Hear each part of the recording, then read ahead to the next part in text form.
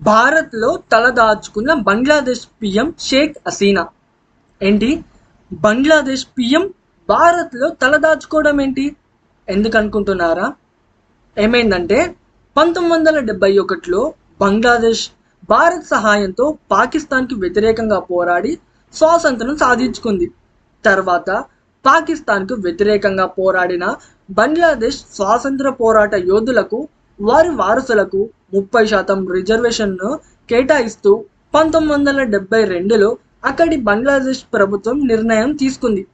అయితే 2018లో ఈ రిజర్వేషన్ను షేక్ హసీనా ప్రభుత్వం రద్దు చేసింది.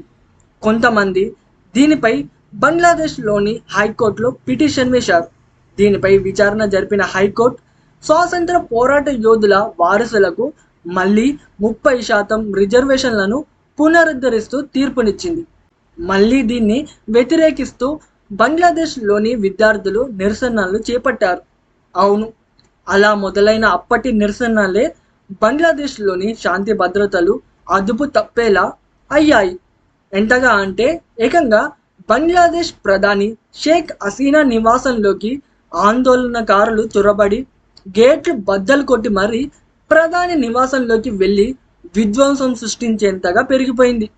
గిట్లా అవుతుందని ముందే అంచనా వేసిన షేక్ హసీనా బంగ్లాదేశ్ ప్రధాని పదవికి రాజీనామా చేసి ప్రత్యేక హెలికాప్టర్లో బంగ్లాదేశ్ విడిచిపెట్టి ఆమె భారత్లోని త్రిపుర రాజధాని అగర్తలకు చేరుకున్నట్లు తెలుస్తోంది.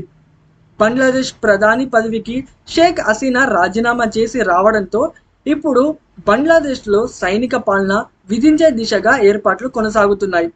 మళ్ళీ బంగ్లాదేశ్లో పరిస్థితులు చక్కబడ్డాక షేక్ హసీనా తిరిగి బంగ్లాదేశ్ వెళ్ళుద్ది.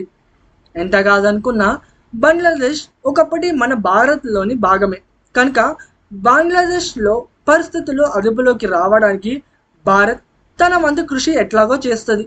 ఆల్రెడీ 1971 టైంలో కూడా పాకిస్తాన్తో ఫైట్ చేసి గెలిచి బంగ్లాదేశ్ను ఒక న్యూ కంట్రీగా ఫామ్ చేసి అక్కడి ప్రజలకు స్వాతంత్రాన్ని కట్టబెట్టింది మన భారతే కదా.